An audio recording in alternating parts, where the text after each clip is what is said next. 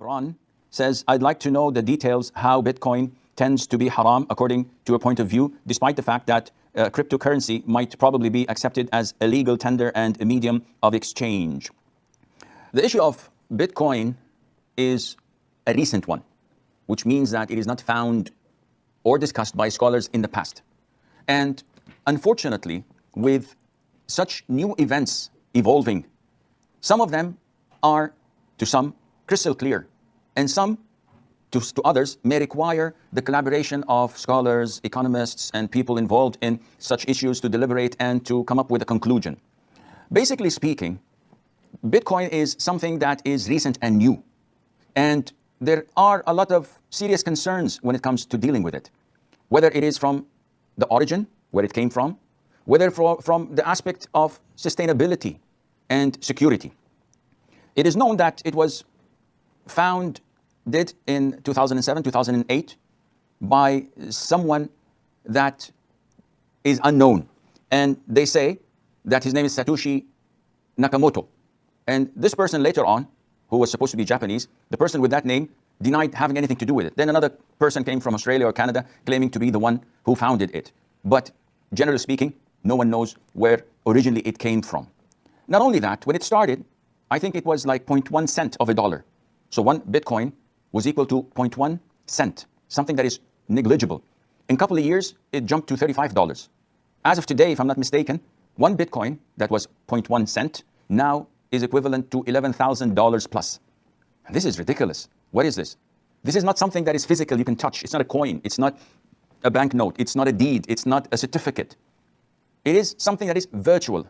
It all is dependent on the peer-to-peer, the blockchain, and the logarithms that govern it, which is known to only a handful of people who control it and who are anonymous, and no one knows who they are. You cannot complain about it. You cannot pretend that there is justice or injustice. There's no one to talk to. So it is as if you're throwing your money in a vacuum, not knowing whether it will increase or decrease. But most people don't care, because all what they're looking for is quick profit and gain. You remember the pyramid schemes and the networking schemes that have been in the past and still ongoing today, selling you a commodity that costs in the market a single euro. They sell it to you for 200 euros, claiming that there is only 5,000 pieces in the world of it. And then after you pay that huge amount of money, you qualify to market it to others, and you will get a percentage whenever someone enlists in the same Ponzi scheme. It is all bogus. It is all a hoax, and they consume people's money through that. Man by nature likes quick profit. If someone with a long beard comes to me and says, Sheikh, give me money and I invest it for you and I'll give you a revenue that is beyond imagination and you will sustain a happy life, I will trust him. Not because of his beard, but because of the gain and the quick profit that I may make out of it. Bitcoin is something like this. And there are, I think, a lot of similar virtual currencies. They're virtual. You cannot touch them. And Ethereum and so many, 60, some may make them up to 100. And they are on the rise. And it's not logical, the fluctuation of the price. Now, is it a currency or a commodity? This is something we still have to look into, because it is not a currency. It's not backed by people. It's not backed by governments. It's not backed by central banks or normal banks. So you cannot say it's a currency because no one deals with it except a handful of people. Country-wise, only I think Germany, Japan, maybe Austria allow it because there is benefit to them from it. Taxations, monitoring, etc. And the biggest loophole in it, that the price goes way up and it can also come way down. So it's like a bubble waiting to be inflated. And this is what will happen soon. Now, we all know that there is only a limit for the Bitcoins. That is 21 million of it. And once they reach the 21 million, what will happen?